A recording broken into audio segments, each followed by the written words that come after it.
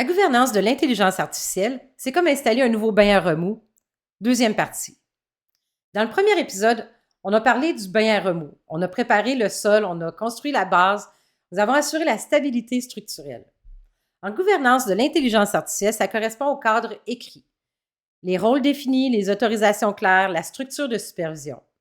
Mais installer la cuve et brancher l'électricité, ça ne suffit pas. Un bain à remous posé sur une base solide reste dangereux si l'accès n'est pas maîtrisé. C'est ici qu'intervient la deuxième étape.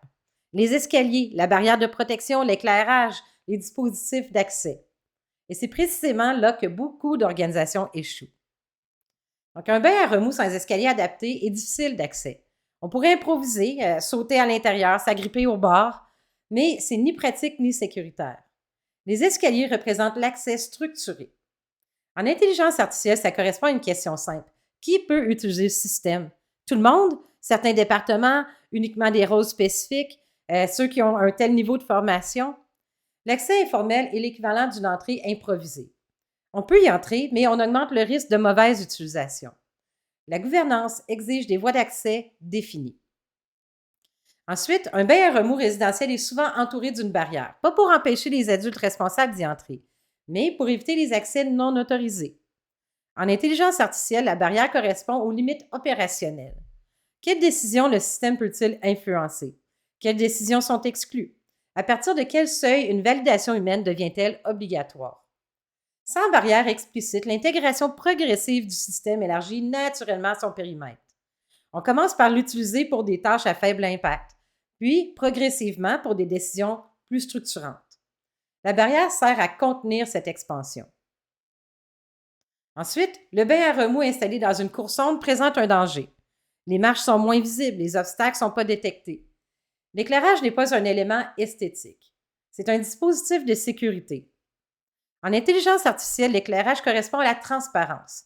Qui voit les résultats produits? Qui peut consulter les journaux d'activité? Existe-t-il un historique des décisions influencées par le système? Un système dont les actions sont invisibles est un système difficile à superviser. La visibilité est une condition préalable à la responsabilité. Dans certaines installations, on ajoute un porte-serviette chauffant à proximité. Ce n'est pas essentiel au fonctionnement du bain à remous, mais ça améliore l'expérience.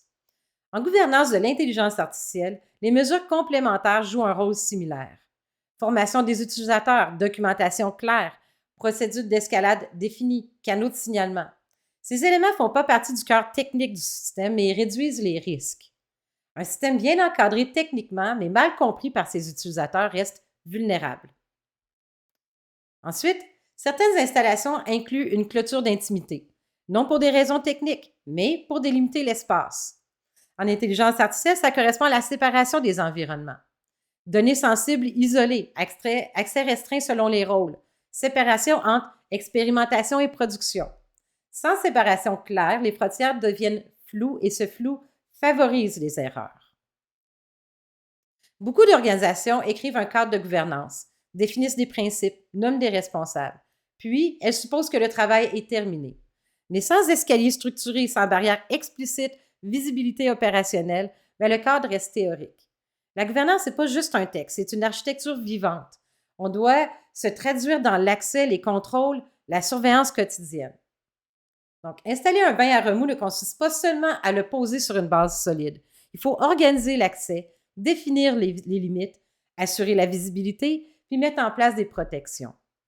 Donc, la gouvernance de l'intelligence artificielle fonctionne de la même manière. Le cadre écrit est indispensable, oui, mais sans mécanisme d'accès et de contrôle concret, le système évoluera au-delà de ses intentions initiales. Les escaliers vont définir qui entre, la barrière définit jusqu'où, l'éclairage révèle ce qui se passe. Et sans ces éléments, la stabilité initiale ne suffit pas.